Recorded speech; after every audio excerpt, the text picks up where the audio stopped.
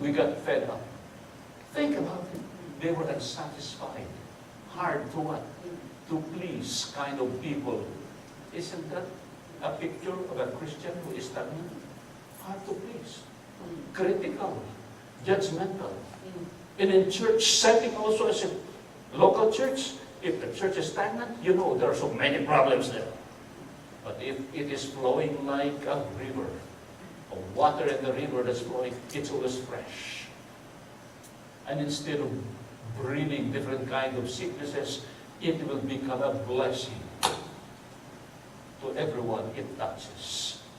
That should be God's will and plan for each one of us. So, beware of stagnancy. Beware of following the kind of life the Israelites were in the wilderness. Number 2, the command. What is the command of God? I think this is a solution for all of us too. As a Christian and as a church, the command of God is move northward. This is very interesting. This is not only geographical. This is not only literal direction, northward. North is always up, right? It's always up. Move northward. This means that we should what? Advance. Progress in our Christian life.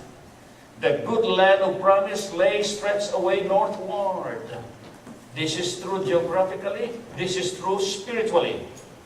They were to set their faces toward all that had been freely given them by God. Move on. Claim Canaan. That's what God has given you. Is it good for you? Is it also applicable for the Christian? Yes. We don't have the Canaan now, just like the Israelites. But we have heaven. And we have God's program and plan.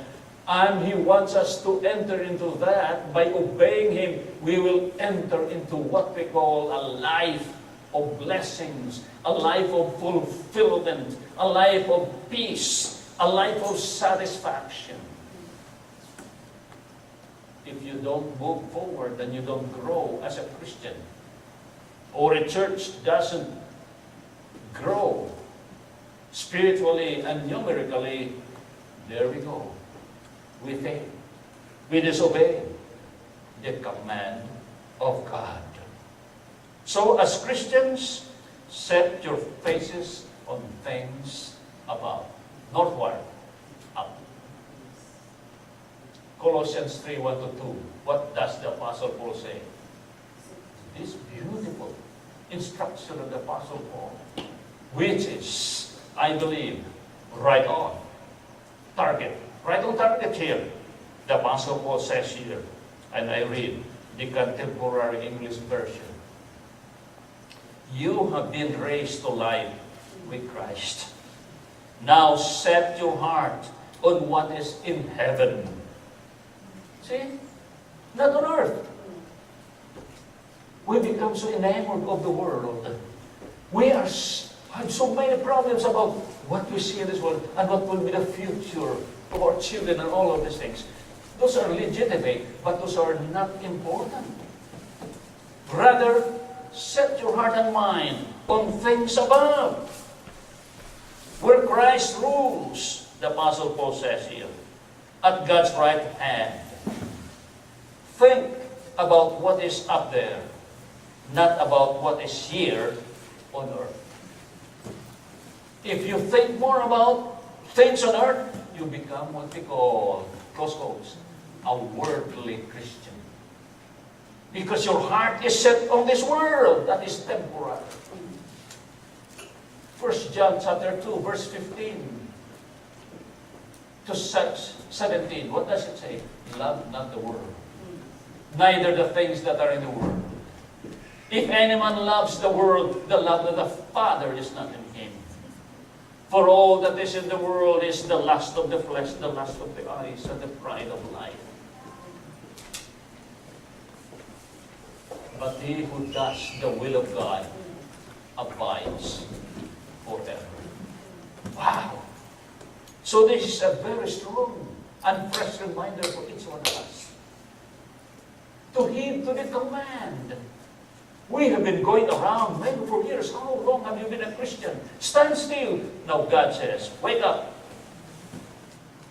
Set your heart on heaven now. Look up. Not down. On earth. Be heavenly minded. Love God first. That's very important. So, set your heart and mind on the things of God instead of temporary things.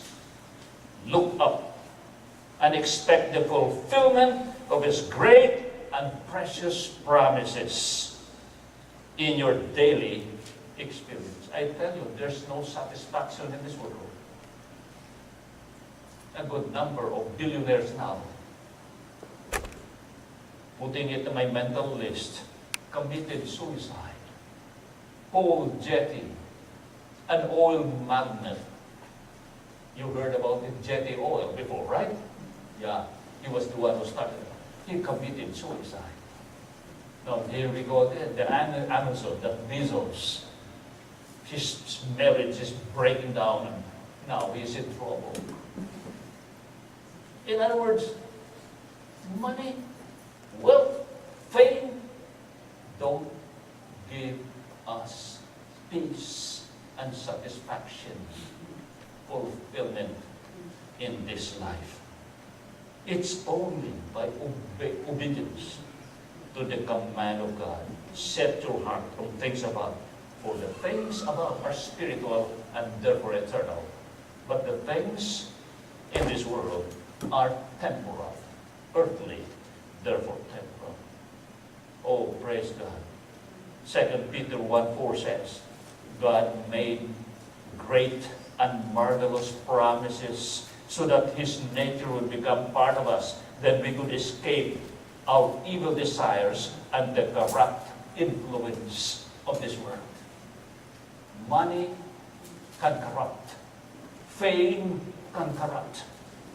Pleasures can corrupt. I tell you. Even power.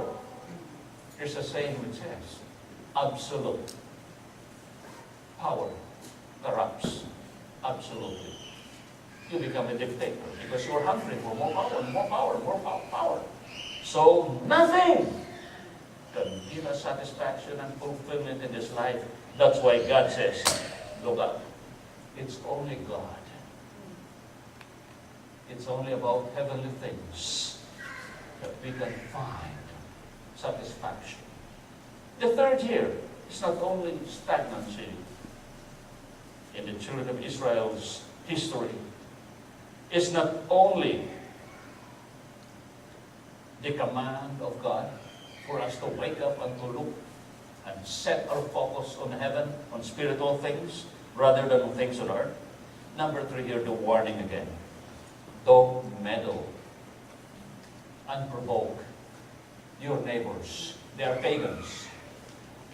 The Edomites, the Ammonites, the Moabites, all around there.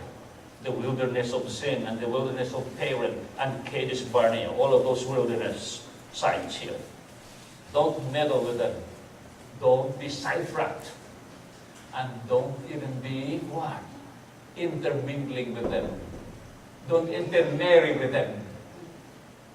My, unequal yoking. Not only in marriage. Dangerous also if you have your business partner who is an unbeliever. You will have a problem for sure. I tell you, watch out. Believe me. More so in marriage. Don't meddle with them. Do not provoke them, even to war. The first thing that God wants to tell us here in His warning to the children of Israel, which also fitly applies to our personal life as a Christian and to our local church situation, is this: the sovereignty of God over nations. Meaning, God was the one who is responsible of setting boundaries among nations. Nations don't just happen by accident. God has willed and has orchestrated all of these things to be nations. So there are what we call sovereignty of nations. That's why there are boundaries. That's why we have passports. All of this. God already planned it to be so. So we have to respect nations. Acts 17:26. What does it say here?